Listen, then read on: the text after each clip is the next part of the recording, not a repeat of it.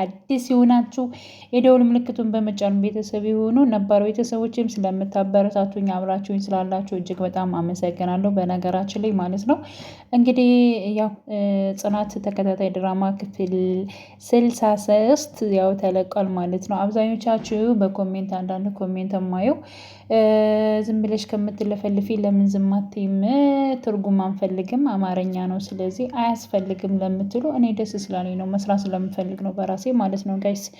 እና ለዚያ ነው እንጂ እኔ ትክክለኛ እንትን ለማለት አይደለም። ግን ደግሞ አንድ ሰው ሀሳብ አስተያየት መስጠት የሚፈልገው ነገር አለ አይደል? ልክ እንደዛ ነው ማለት ነው። ስለዚህ ከዛን አንፃር ወሰዱት ከክፋት አትዩት ለማለት ፈልጌ ነው በአጠቃላይ ማለት ነው። ግን እኔ ምንም አይመስለኝም። ባይ ዘ ዌይ የፈለጋችሁትን ነገር ተናገሩ።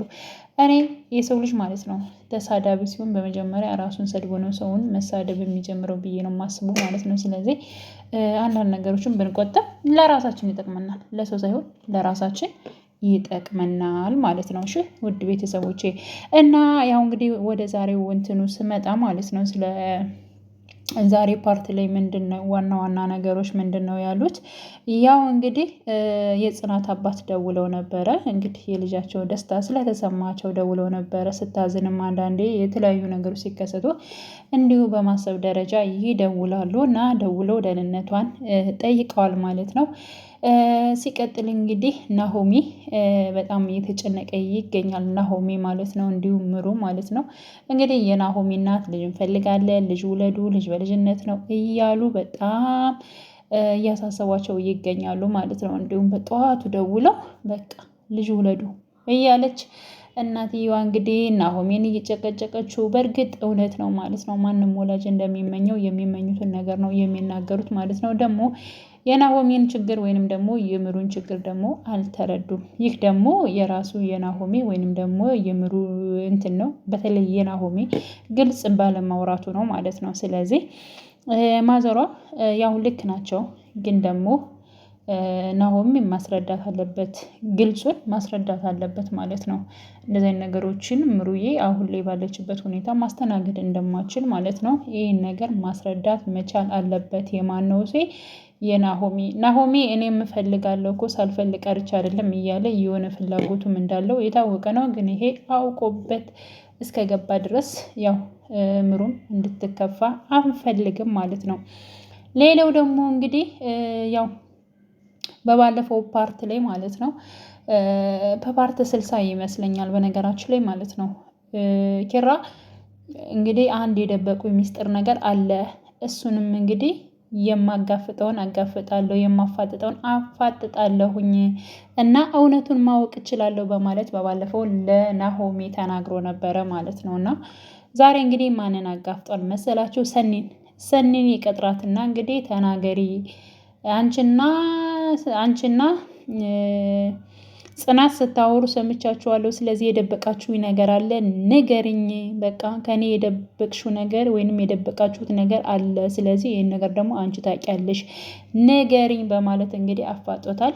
አይ ምንም ነገር የደበኩ ነገር የለም በማለት እንግዲህ ስትለው እሱም ተነስቶ ተናዶ ሄዷል ማለት ነው። እንግዲህ ቤት በሄደበት ሰዓት ደግሞ ጽናት ከኪራ አባት ጋር ስታወራ ነበር ማለት ነው። እና ለኪራ አባት ደውላ እንግዲህ ያው በጣም እየተጨናነኩና በጣም እያሰብኩ ምናምን ነገር ስለሆነ ያለውን ነገር ስለ እትዬ ያለውን ነገር ለኪራ መናገር እፈልጋለሁ። እስከመቼ ተደብቆ ይሆናል?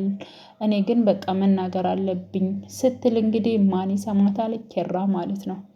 ምንድነው የተደበቀው? ለምንድነው የማትነግሪኝ? በማለት እንግዲህ ያው ጽናትን እንትን ይላታል ማለት ነው። ጽናት ደግሞ ምንም ልትነግረው አልቻለችም ማለት ነው። አልነገረችውም ያለውን ሁኔታ እንግዲህ የእናቱ መታመም የካንሰር ህመምተኛ መሆኗን አልነገረችውም። ስለዚህ እሱም ተናዶ ወጥቶ ካፌ ቁጭ ብሎ ከዛ ናሆሜን ጠራው። ናሆሜ ጋር ማወሩ የሆነ የደበቀችኝ ነገር አለ። እኔ ከእሷ ፍቅር መራቅ አልፈልግም። ስለዚህ ለምንድነው የምትደብቀኝ? ለምንስ አትነግረኝም? በቃ እናገራታለሁ፣ እቆጣታለሁ። አሁን ትነግረኛለች ብዬ ወደ ቤት ስገባ በፍቅሯ ፎርከክላለሁኝ። ምንም አልናገራትም። ከፊቷ ስገኝ ምንም አልናገራትም። ስለምወዳት ስለማፈቅራት እና በጣም ግራ ገብቶኛል ናሆሜ ምን እንደማረግ አላቅም ብሎ እንግዲህ ለናሆሜ ሲያወራ ነበር ማለት ነው። ናሆሜም ወደ ቤት ሄዶ ነበር። በቃ ምንም ማድረግ አይቻልም፣ ቀስ ብለን እስኪ እንጠይቃቸዋለን ነገሮቹ እንትን ለማለት እስኪ እባክህን ለመቻል ሞክር በማለት እንግዲህ ኪራ ወደ ቤት ተመለሰ። ናሆሜም ወደ ምሩዬ ጋር ሄደ ማለት ነው። ስለዚህ ምሩዬን ደግሞ አፋጠጣት። ምሩ የሆነ ነገር ታውቂያለሽ፣ በቃ እኔ ኪራ የልጅነቴ ጓደኛ ነው፣ የሆነ ነገር ሲሆን ማየት በፍጹም አልፈልግም። ስለዚህ የምታውቂው ነገር ካለ እንድትነግሪኝ እፈልጋለሁ እባክሽን በማለት እንግዲህ እናቱ የካንሰር ታማሚ እንደሆነች፣ ስለዚህ የተደበቀው ይህ ሚስጥር እንደሆነ ተናግራለች ማለት ነው ምሩ ለናሆሜ። እና ናሆሜ እጅግ በጣም ነው የደነገጠው፣ እጅግ በጣም ደንግጧል ማለት ነው። እና አንዳንዴ የሚደበቁ ነገሮች እኮ ለዚያ ሰው ሲባል ነው እንጂ የእንትን አይደለም የሌላ አይደለም። እና በክፋት አትይባት፣ ጽናትም ምንም ማድረግ ስለማችል ነው። እስኪ አንተ ሰማህ እንዴት ብለህ ነው ሄደህ የምትነግረው ለሱስ? እና ነገሮቹ ከባድ ስለሆኑ ነው ያልተናገርነው እንጂ ለሌላ ነገር ፈልገን አይደለም በማለት እንግዲህ ምሩ ለናሆሜ አስረድታለች።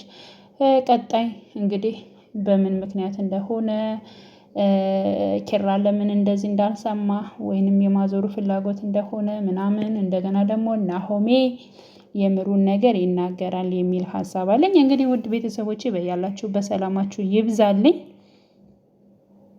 ቀጣይ ፓርትን ሁላችንም በጉጉት የምንጠብቅ ይሆናል።